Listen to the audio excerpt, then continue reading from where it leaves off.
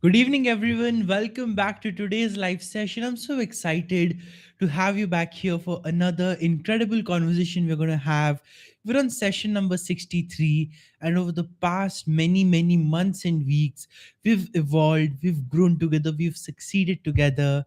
And so I was thinking that today I want to talk to you about the one thing that can make or break the level of fulfillment that we have in our lives. And the way I arrived at this was with a very simple calculation and equation that I want to share with you today to help you understand why the discussion we're going to have today is so important and why this one skill set can completely transform the way you're approaching your life, the way you're approaching challenges, and the way you're doing everything else out there. So, while coaching people and while being in the study of human behavior and understanding exactly what it takes for us to feel fulfilled, to feel happy, to feel joyful in our lives, it came down to one core need that almost all of us have in our lives, and that is love and connection. Think about it. Let's say you have all the money in the world, you have everything that you wanted in your life, the mansions, the cars, the super bikes, the yachts, the cruise ships, the private jets, any and everything that we could call success, you have that. But not a single soul to share it with. How would you feel? Would you like that? Personally, I wouldn't. And the truth is, we're social beings, so none of us would. And that is why, even more than just plain old materialistic success, it's the love and connection we have in our lives which defines how fulfilled we feel. Now, if it's only love and connection, no success at all, then that's not worth it either because then you're living a compromised life.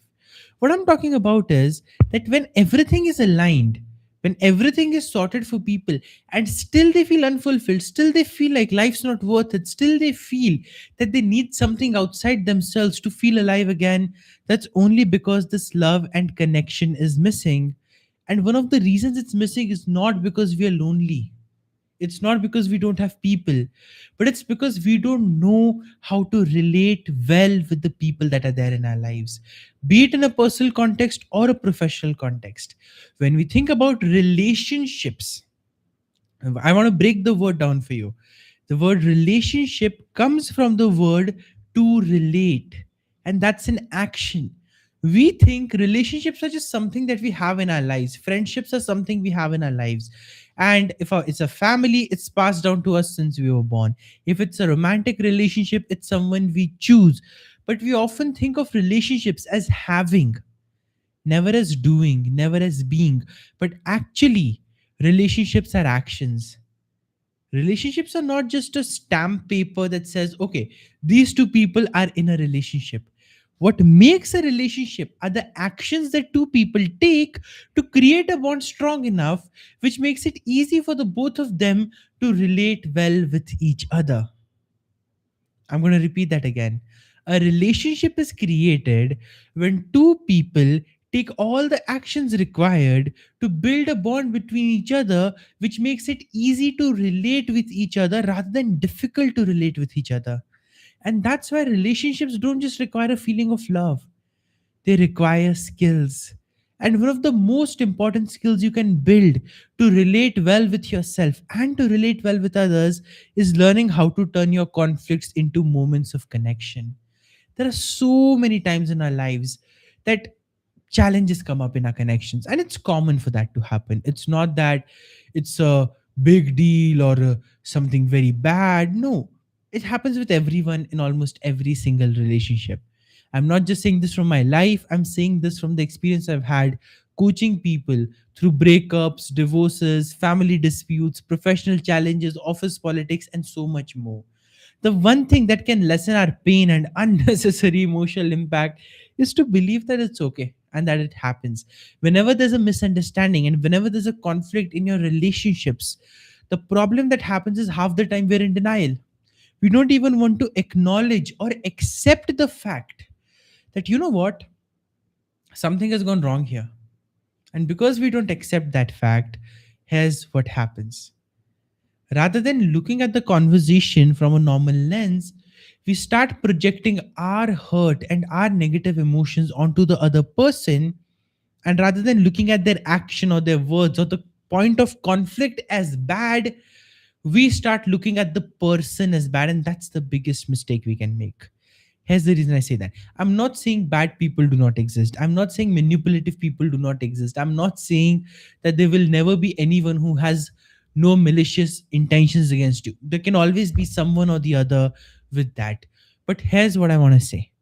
Just because you've been burnt once, just because you've been hurt once, does that mean you have to keep continuing getting hurt? That you have to keep continuing running away from every single possibility of connection just because you're doubtful and suspicious?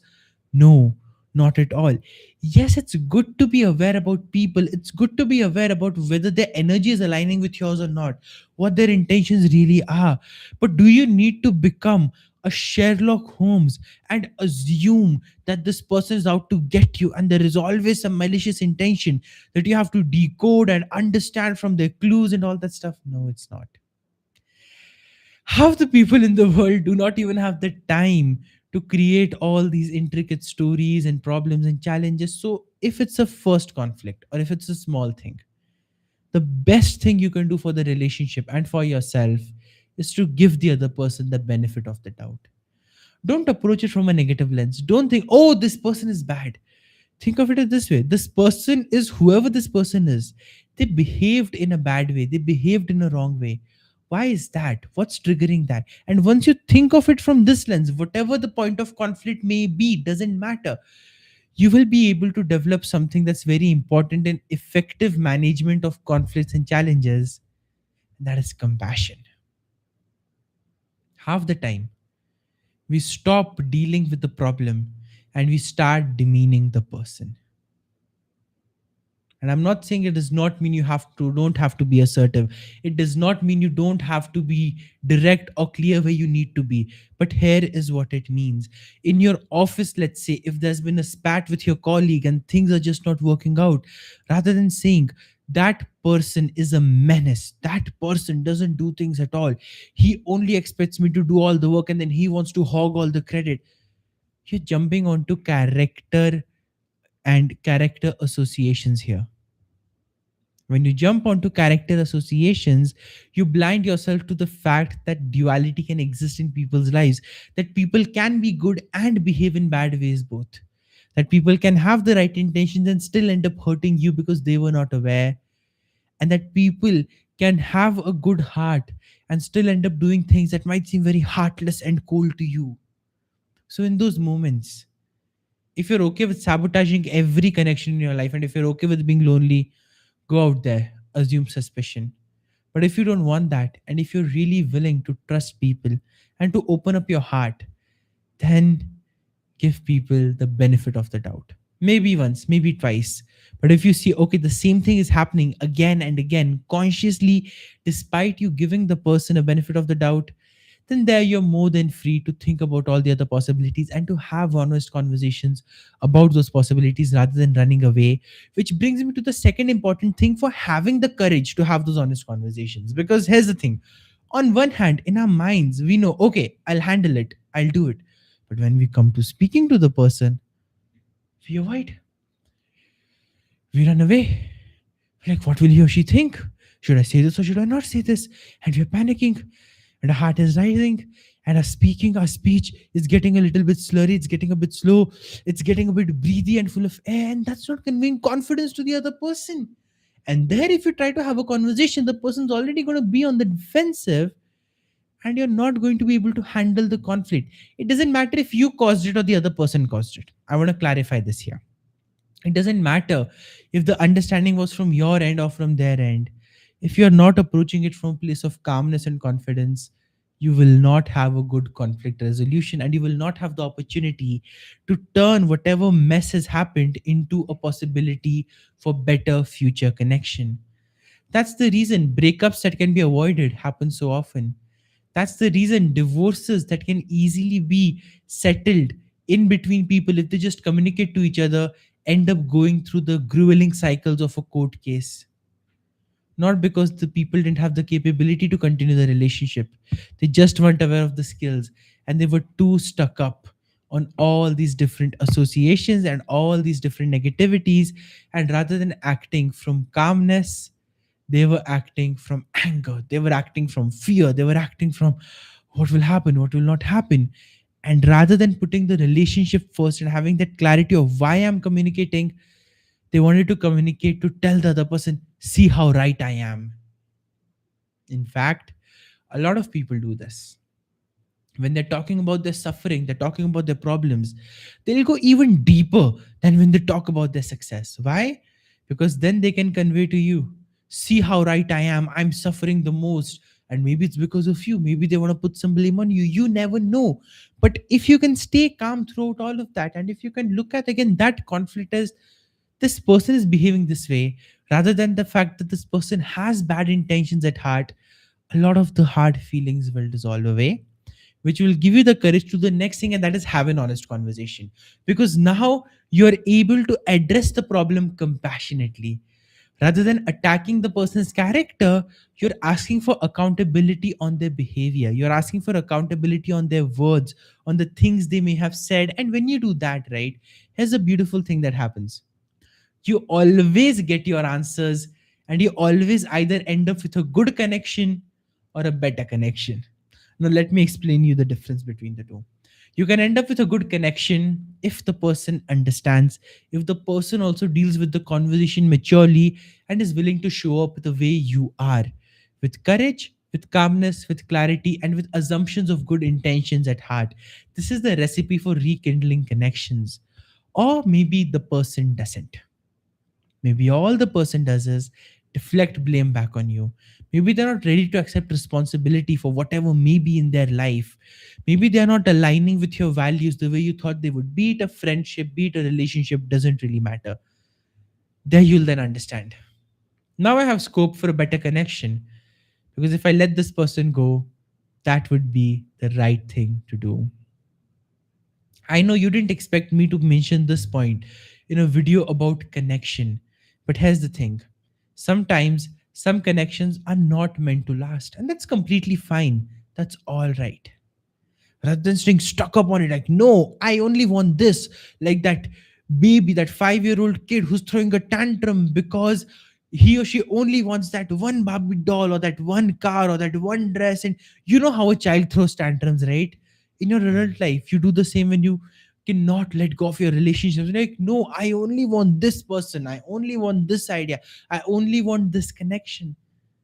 That's too scarce and insecure of an attitude to have when you're approaching your relationships. But when you love yourself enough and you believe in yourself enough, you can know, if this connection is not serving me and it does not align with my values, and there's no proper, fruitful outcome of everything I've done to rekindle the connection, it's time to let it go, because I deserve better. So does the other person. Now, when you let go with this attitude, and when you let go with this value for yourself rather than compromising yourself, it won't hurt. Yes, it might feel hard because you've been used to being having that person around. You've been used to having those communications. But sometimes that letting go is the most important thing you can do. So if you think about it, it's the last step that you're taking, but it's the one that prioritizes your happiness and your freedom in case everything else does not work. But to implement all of this, the one thing you need the most is a better, stronger, and clear relationship with yourself. If you think about it, I've just panned out the whole journey for you, that a messy, broken, complicated relationship where there's a lot of conflict, how you can open the channels of communication by focusing on what's right rather than who is right, by focusing on assuming the right intent and just looking at the behavior as behavior, not as a reflection of the person's character, allowing a second chance, giving them grace, because you would like some grace too for the mistakes you made, right? So everybody's human, everybody makes mistakes.